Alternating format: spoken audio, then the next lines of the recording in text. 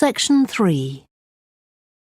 You will hear two biology students called Helen and Colin talking about the report they are writing on their recent field trip to a seaside area called Rocky Bay. First, you have some time to look at questions 21 to 26.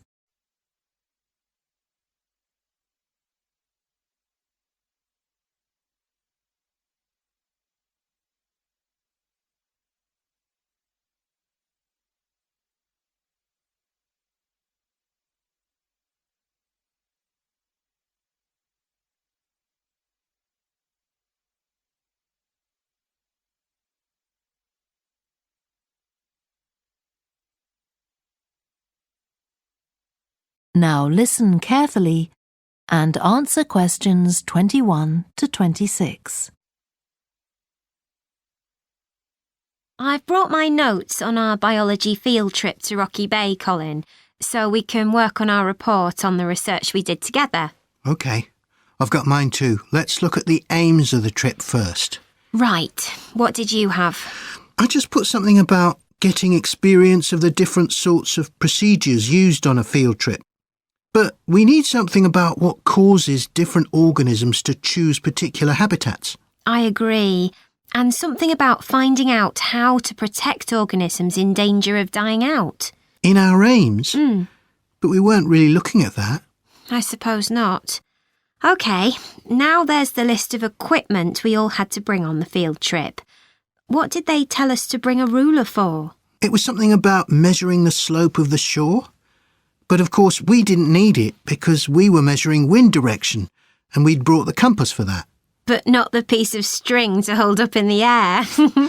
Didn't Mr. Blake make a fuss about us leaving that behind? Yeah, he does go on. Anyway, it was easy to get one from another of the students. Now, the next section's the procedure. I sent you the draft of that. Yeah, it was clear, but I don't think we need all these details of what time we left and what time we got back and how we divided up the different research tasks. OK, I'll look at that again. Then we have to describe our method of investigation in detail.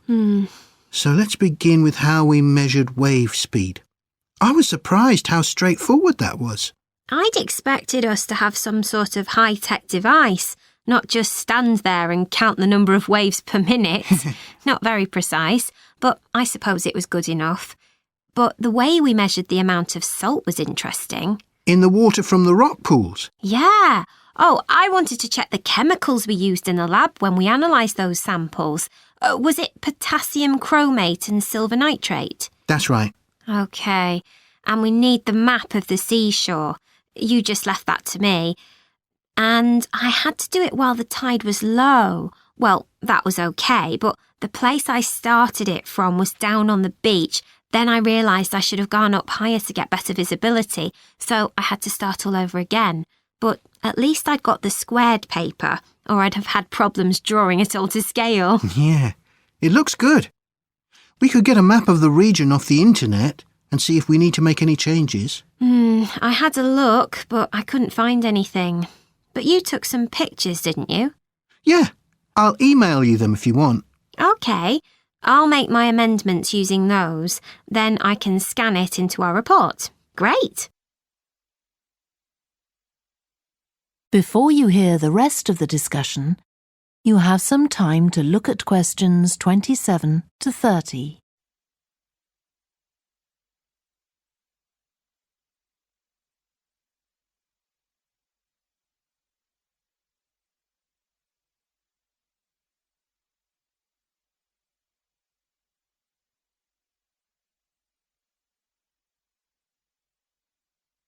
Now listen and answer questions 27 to 30.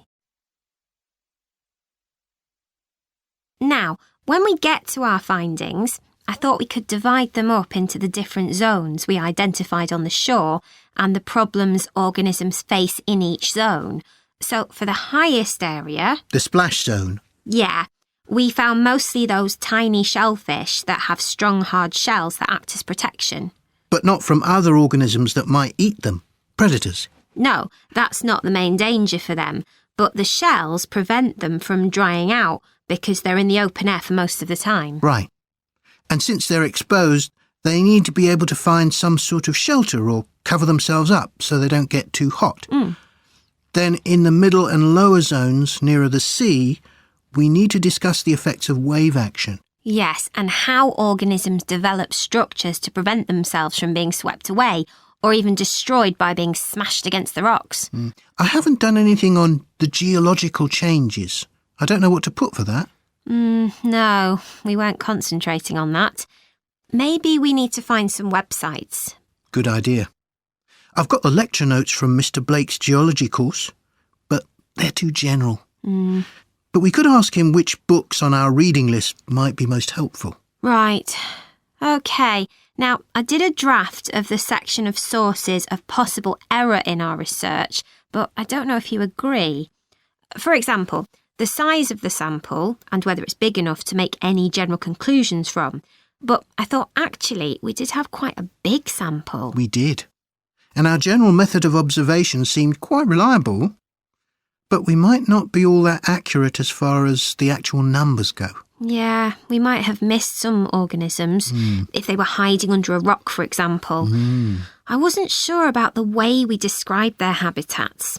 I decided it was probably OK. Yeah, and the descriptions we gave of the smaller organisms, they weren't very detailed, but they were adequate in this context.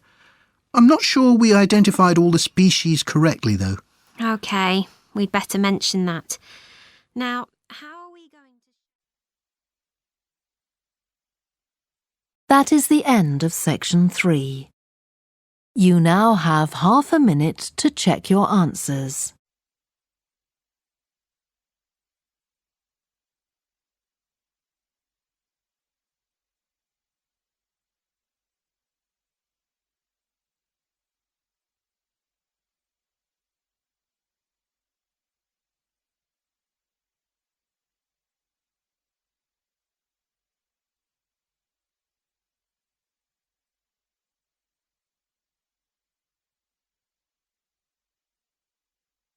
Now turn to section 4.